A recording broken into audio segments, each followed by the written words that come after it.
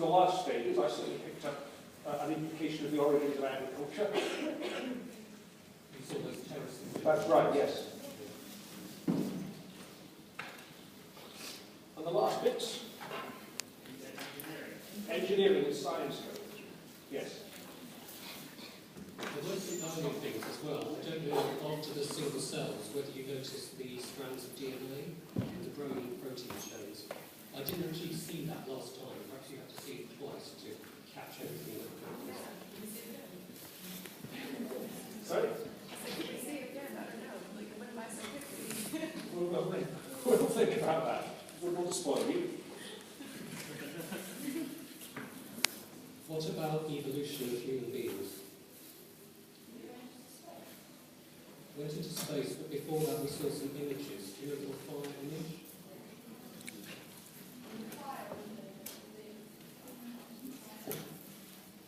And we saw early human beings, didn't we? We saw early hominids, the ape-like creatures.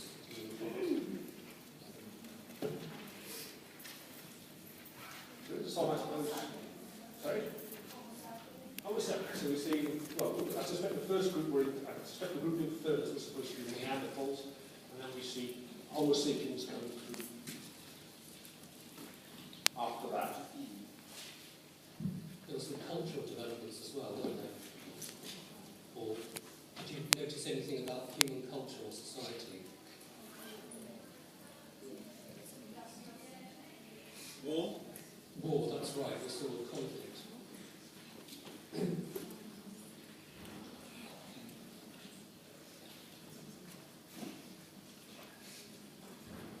Now, state the obvious, and to go to the next slide on the slide, if we can come back to the slide for a sec. A lot of this happened quite a long time ago. And so, I suppose the pertinent to ask, how did we come to know this?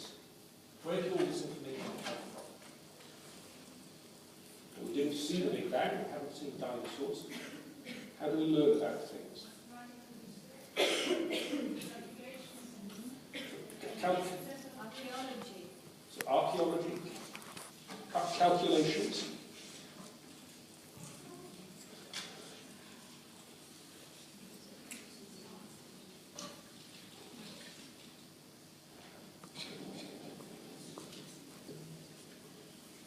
Anything else? And some of this is history. So we've got written records, not for quite a bit of it.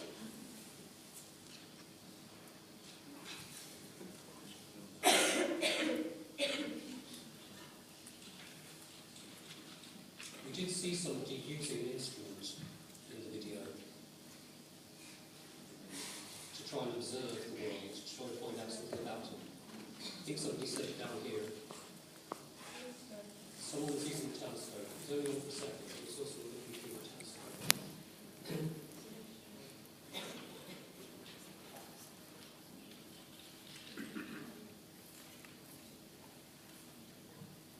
And so what we're getting at is what? Well, you were close to it when you said calculation. Because it's not just calculation in the abstract. It's not pure mathematics.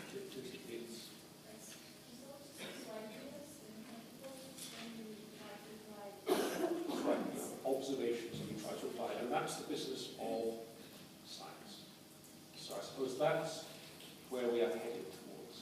Because what this module is supposed to be is starting to introduce to this profession of science that we all here to learn about.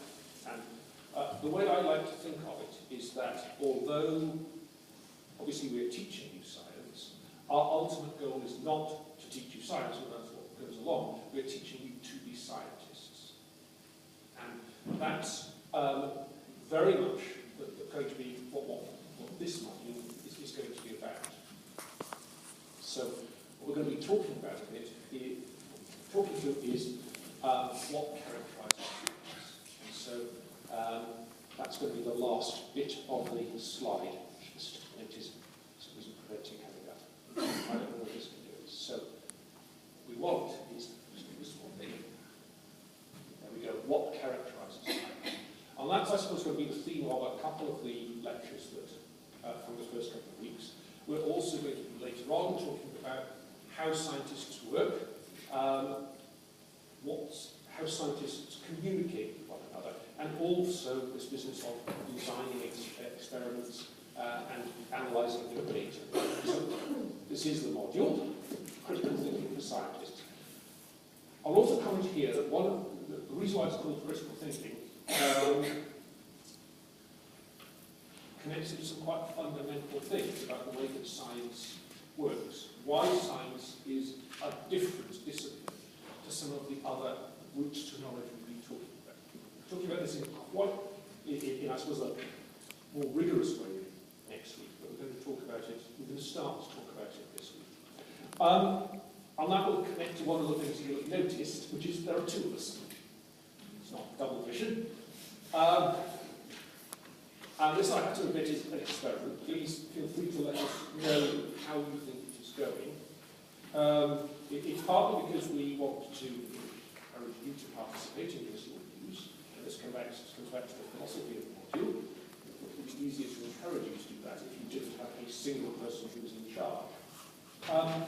But also because, as we'll be talking about, one of the key things in science is dialogue, criticism, argument. And we thought that having a single person at the front saying, this is how it is, this is so, was intrinsically undermining that. So,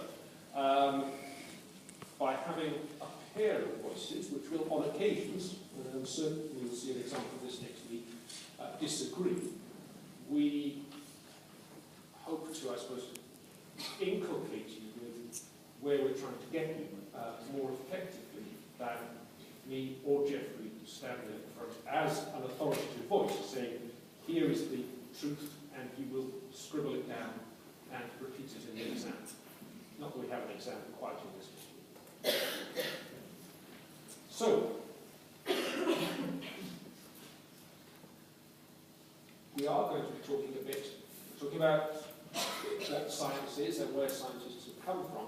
One of the other things we're going to be talking about what science is, one of the things we're going to be talking about is where we've come from. And Geoffrey's going to talk a bit about this. We're going to be talking about a few fundamental figures to go through, and this is the first one. Alhazen, as he was usually called in the Western world, was probably the most influential of the Muslim scientists. And he's a transitional figure. What I mean by that is that the Muslims inherited a lot of the Greek knowledge about science and mathematics and astronomy. And the Muslims not only inherited this stuff and studied it and translated it into Arabic, but they also commented on it and criticised it. And Alhazen in particular is famous for, if you like, understanding something about vision in a way that the Greeks had never understood. The Muslims, as you know, came to power in the early Middle Ages, between the 6th and the 12th century was the height of the Muslim culture. And they came to power in an area that had been part of the Greek Empire. So the Muslims came to occupy provinces like Syria and Arabia and Palestine that had all been Greek-speaking, at least at the official level.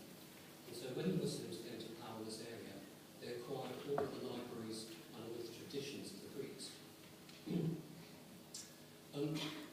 We will be looking later in the course at how clever the Greeks were and what it is they knew.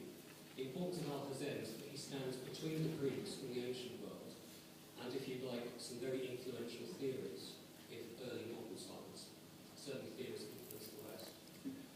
And Alhazen wrote a book that was translated into Latin in 1280, and which influenced the way we thought about physics for the next 300 years. So Alhazen is a very important transitional figure. This is a copy in Arabic of Euclid's Optics. Now, of course, Euclid wrote in Greek. He lived around 300 AD, and his writing was remembered in the Islamic world after it had been forgotten in the West. It's forgotten in the West because Rome collapsed around 400 AD. But although this Greek knowledge was lost in Western Europe, it's been preserved in the Islamic world.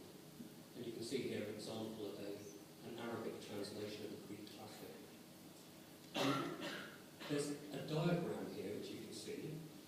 I'm pointing to it. This is apparently a geometrical diagram. As many of you know, Euclid was famous for his geometry. But the Greeks used diagrams like this to try and understand vision. They had some ideas about vision that strike us today as very strange. For example, Euclid believed that we see things because light comes out of our eyes. This is a very odd idea today. Today we know that we see things because light is reflected off objects, and this reflected light comes into our eyes. I can try and turn the microphone up, or I can try and talk nearer to the microphone. Is that better? Reflected light is now understood to be the basis of vision. So light is reflected from objects in the room, it comes into my eyes. The Greeks never really arrived at this idea. So some of the cleverest people who ever lived in the Greek world haven't understood reflected light. And it seems that Alhazen was the first person to understand clearly that reflected light entering the eye is the basis of vision. The Greeks also had some other ideas that strike us as strange. There was an alternative account of vision which said that light leaves our eye and strikes an object, and at the same time that light comes back. And when the two lights blend together, that's the basis of colour. Okay, they didn't have the sophisticated instruments we've got, but even so, Alhazen made a better guess about the basis of vision, which turned out to be correct. What we can see on the right here is the way that Euclid was thinking about the light. So he says the ray issues from the eye. We don't think that anymore. And then he thinks about vision geometrically. So he wants to look at this cone and try and understand why objects appear bigger or smaller. And Euclid went on to calculate how we could, he went on to show how we could calculate the height of a body depending on how near or how far away it was. The Greeks could do things like that. So this was the idea of visual rays in Euclid. And this is the blending idea I mentioned a moment ago, where two kinds of light meet in the middle and form a colour. Plato's was one of that. But there's also the third idea that an object in the room somehow releases copies of itself. And copies of itself propagate through the air and come into our eyes. Very odd idea, but a very influential one. Well, Alhazen did a critical experiment that led him to the correct answer. So what you can see here is a row of lamps shining through a small window into a darkened room. Don't worry about the lamps appearing upside down. That is correct, but it's not important to this story. So the lamps are outside a darkened room, and they're shining into a small slit. And Alhazen did something very simple, and you wonder why no one had thought of it before. He simply covered up one of the candles, and he noticed that that candle disappeared from the reflection inside the room. If you cover up one of these, it disappears inside the room. That told him that the light must be coming from the object. It couldn't be coming from his eyes. If you cover up the object, it disappears. The object must be the source of the light. So that was an experiment. An experiment was something the Greeks didn't do very much, although they were very clever. And it seems that the Muslims, by criticising the Greek tradition, arrived at an experimental method. Alhazen also made other rational predictions. He said that if I shine light into my eye using a mirror, the light is very strong. So again, the light can't be coming out of my eye if it appears stronger in a mirror. So he was not only a rational thinker, but also an experimenter. And as I said, he seems to be the first person to understand through this experiment that vision relies on reflected light. And the book he wrote about this was translated into Latin and was copied and printed for hundreds of years afterwards. Alhazen wasn't right about everything, but he was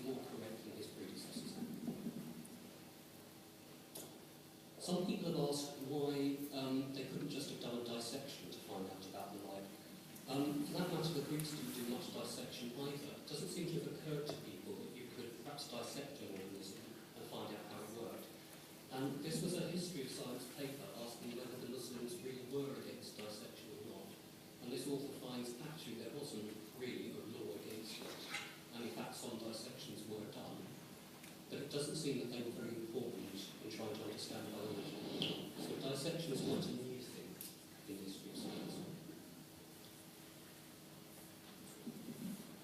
Right, now, Geoffrey did mention as he was going through that Euclid was thinking about how things appeared in terms of sight. And this translation into Latin was one of the things that drove the Renaissance, in terms of science, obviously, but also in terms of art. Because here what we have is a comparison of two paintings done about 100 years apart. Okay? And they're of the same subject, which is the Annunciation, and you can see how different they are. This one is essentially flat, and whereas you're starting to see perspective, you're starting to see a three-dimensional image being put into the painting in the latter. And whether it was because they really didn't understand this, or whether it was just that Alhazen's book gave them the idea, it is not entirely clear. But certainly you see this, not just thinking the way you think, but certainly the way we represent reality, possibly to a degree, the way we see it. Certainly in this older artistic tradition, you see things effectively being pictures in images in pictures that are on the size according to their importance in many of the old ones. So you see the infant Christ is much bigger than any of the things around it. And so it's changing the way we look at things. Now one of the people we saw in the video was Galileo, as he peering through the telescope. And of course, this is one of the other things, and we'll come back to this later, because it is important, and it to a degree explains why we are talking to you about physics and astronomy and so on, rather than just teaching biology.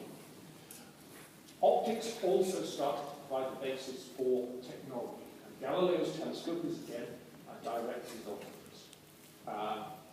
And this is one of Galileo's pictures, and it's an image that was very simple, but went on to have quite profound implications, because what it is the planet Jupiter, which you can currently see if you look reasonably soon after sunset, pretty much to the south. You see the white stars up there to the south, that's Jupiter. And you can see what we now call the Galilean moons with a relatively small telescope, even a pair of binoculars.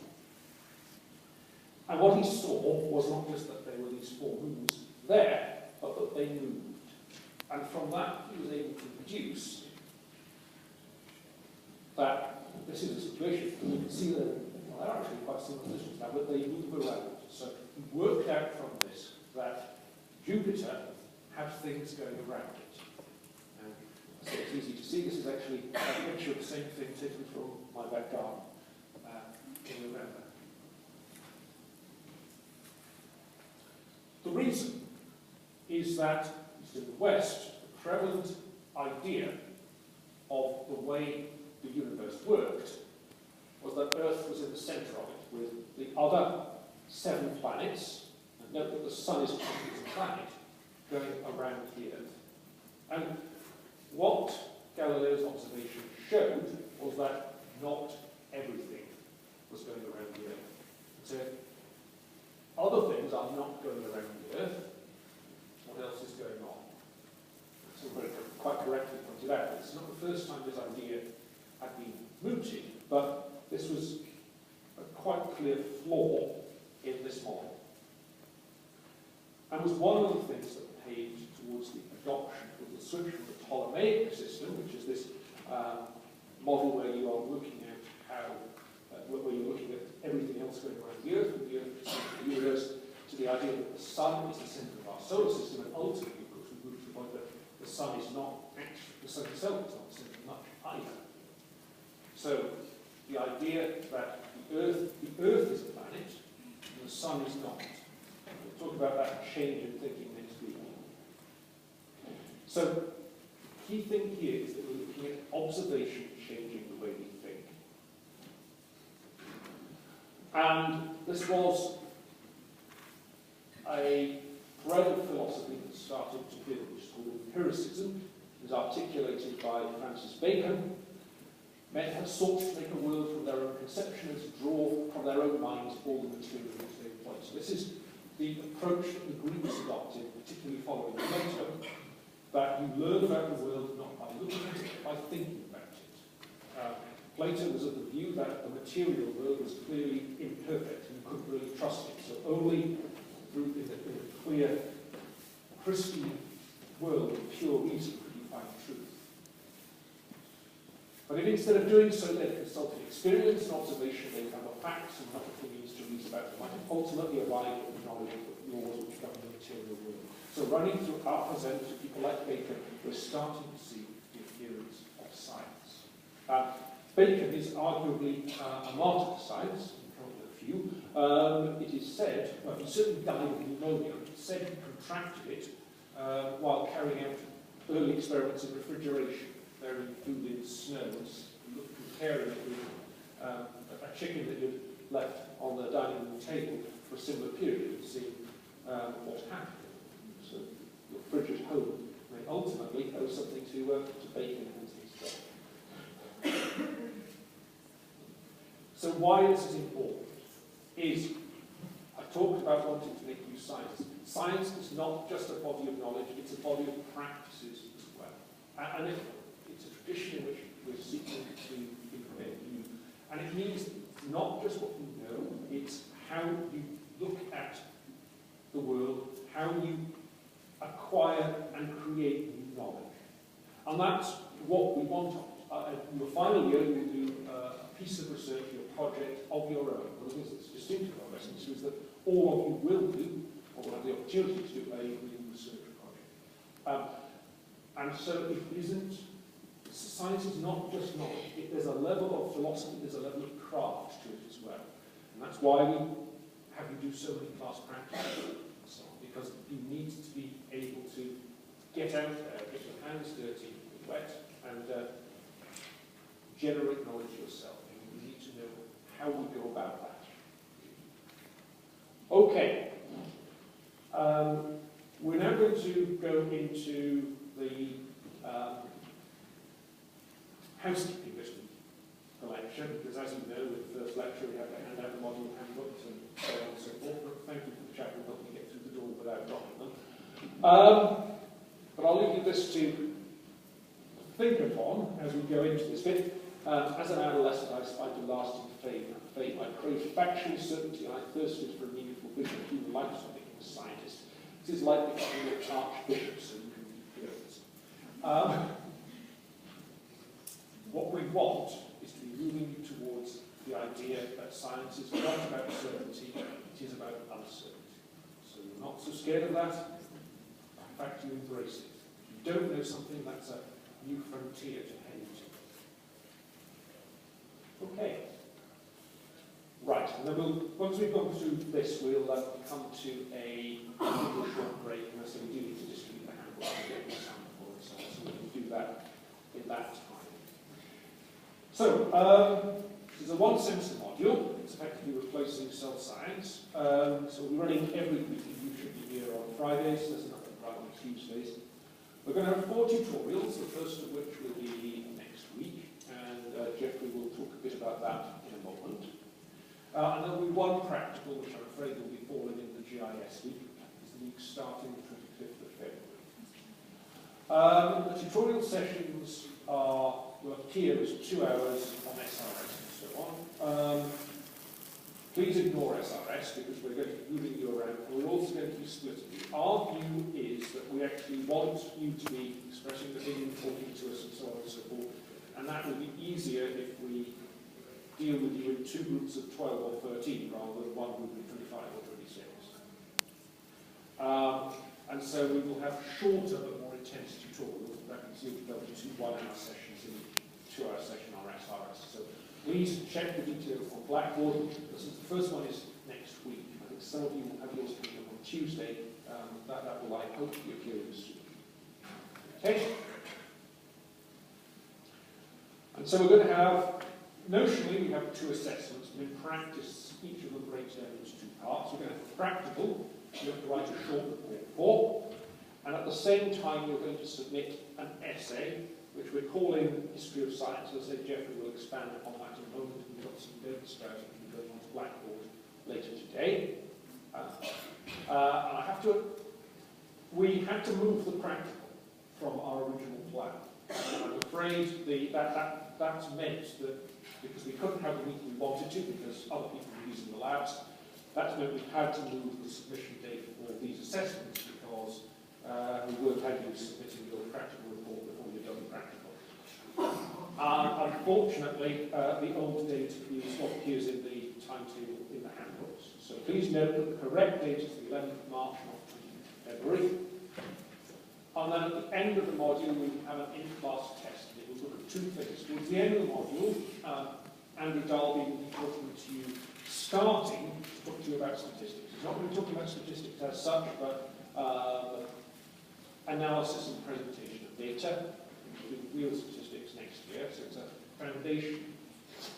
But the other thing that's quite important, we're increasingly finding that students, when they start to see the primary scientific literature, the papers that scientists write for one another, find these quite frightening when they first encounter them in the 2nd year.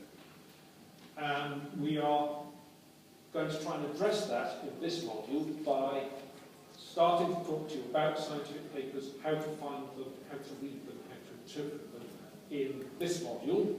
And so there'll be some tutorials on that, and there'll be a number of questions asked about a research paper as part of the in-class test as well. Okay? So Geoffrey will talk a bit about the essay, and then I will talk a bit about the practical. Well, it says on the screen that the essay is 1,500 words, and you should choose some scientific advance or piece of technology or engineering that you are interested in. And it can be anything from the whole history of science. So we're not restricting you to biology. Much of the history of science was about things that today we would call physics. I mean, you've heard us talking about optics and astronomy. It's probably fair to say that most of the methods and most of the approaches of science up until about 1700 were concerned with physics. There was also, of course, the medicine. Medicine goes back at least to ancient Egypt. But mostly there was not very much of what we call biology today. But if you want to pick a more recent development, it's biological, you can do that. And you can pick anything, including the discovery that happened this year, or you can pick something that happened at the beginnings of scientific medicine in the 19th century, if you prefer. The other thing is that we ask you to concentrate on the actual breakthrough itself. We're not so much interested in the personalities of scientists. You know, of course it's interesting to talk about Newton and his strange ideas about alchemy. It seems very odd to some people that the man who invented calculus was probably the first person ever to understand the motion of bodies. It also had some beliefs in alchemy that strike us as very strange. I've read that he actually started on his discoveries because he got a book on astrology. He found that he had to get a book on maths to understand the astrology, and he read the book on maths and thought, this is rubbish, I can do better. And actually what that illustrates is that a lot of wrong conceptions, if they're properly criticised and addressed, actually lead to correct science later. So yeah, it's okay to have a balmy idea, provided you know how to test it.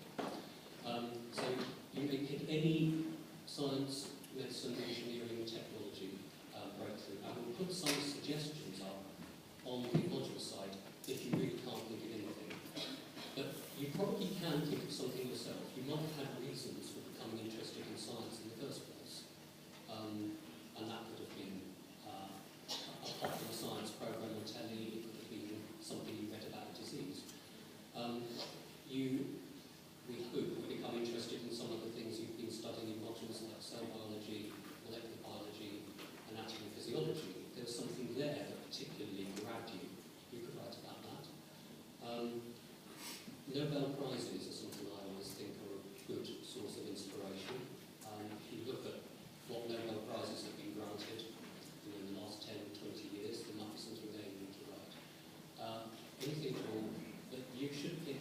key insight that led to a new piece of understanding. We don't want you to write the whole history of, say, the Green Revolution, which is a topic that Stuart was keen on, as a plant scientist, but you clearly can't write about the whole Green Revolution. You have to write about some critical experiment that demonstrated why scientific application of fertilisers going to need to increase productivity. So partly you'll be marked for your intelligent choice of the topic and the way you write about it.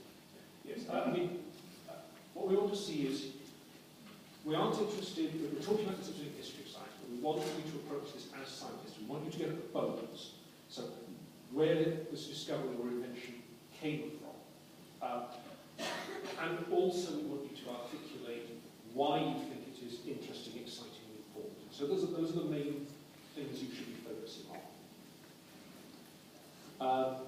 And we'll be having a tutorial next week. We would like you to bring along your ideas there to the tutorial and discuss them with the other students there, and also with the teacher, who will give you guidance on pulling it into shape, or which of any several ideas you have to develop with best. The other thing that is going to be important in next week's tutorial is the practical report. We'll come to why it's important next week. We are going to, so this you're going to be limited to 1,500 words. We're going to ask you to write up the practical in the style of a short scientific paper, including an explanation of the experimental design. And we will actually come to the visualizers now to try to clarify the why this might be an issue. Okay, I need to turn it on. So it's the light that I need, and we need to put the dot. Now, I brought the practical over. Okay, so the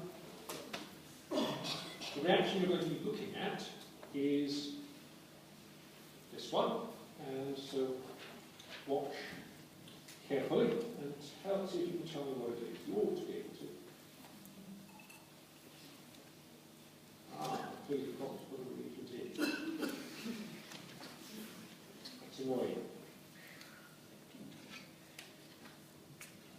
Thought I'd put it together. Oh. Slowly. Right. Okay.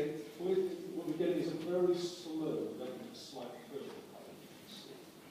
And that really almost certainly means that the reagents have gone off. So keep an eye on that correctly itself. So you can see a slight purple colour.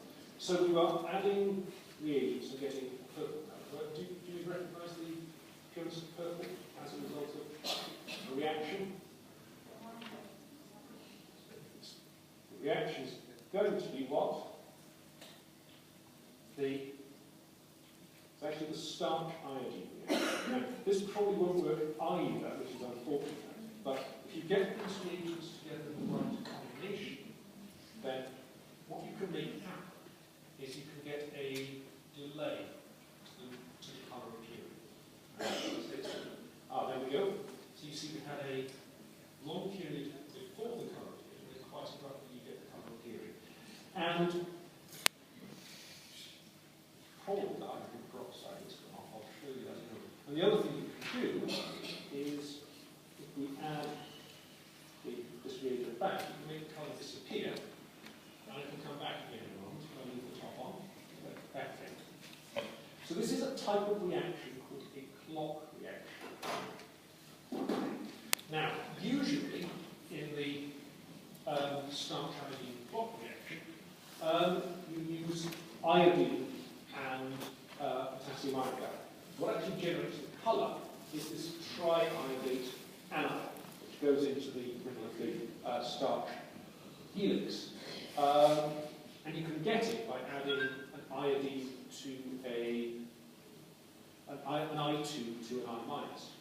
But there's another way, and that's the basis of the reaction we've just been doing. So you can see, you couldn't see the dark iodine before, because hydrogen peroxide can oxidize I minus ion to the I3 minus ion. Okay, and so that will then give us the colour. But if we add a scorbate, anyone know what the popular name for a scorbate is? Vitamin C, that's right. Well, you've heard about how vitamin C is a good antioxidant, I'm sure. Well, the hydrogen peroxide is a strong oxidant, and the ascorbate is capable of then undoing that oxidation reaction and converting the I3 minus back to I minus. And this will go around and around without the colour developing until all of the ascorbate is used, and then you get the I3 minus at the end of the colour sheet. Okay? And so what we're going to ask you to do is to hit a time. So you're going to need to think through how you'll do that. And the reason is that with this practical, we're going to do with the Herod's clock reaction, we're going to ask you to come up with to hit a particular time, and we'll tell you which time you want, and we're not going to give you a protocol. So you're going to be you're not going to arrive and have a printed sheet telling you what to do. You're going to have to work it out for yourself. We'll tell you what you have available, but what you actually do will be up to you to design. So that means you're going to need to come up with the plan in the tutorials in advance. You're going to need to identify who you're going to be working with in the first tutorial, and then we will be giving you support. So one of the other tutorials we will be talking through whether you're on the right track, whether your ideas are good or not so good. So you will be given support, but you will be coming up with the actual experiment to design yourself. And there will be, I guess, extra marks available if you were able to make your reaction do other things as well. Certainly we'll be looking for you to control the reaction and use it to predict how long the colour is taking to appear. But, for example, I'm going to make sure that there is lemon juice, either lemon juice or lemons available. You might think about what extra tests you might do once you've got your system going using that.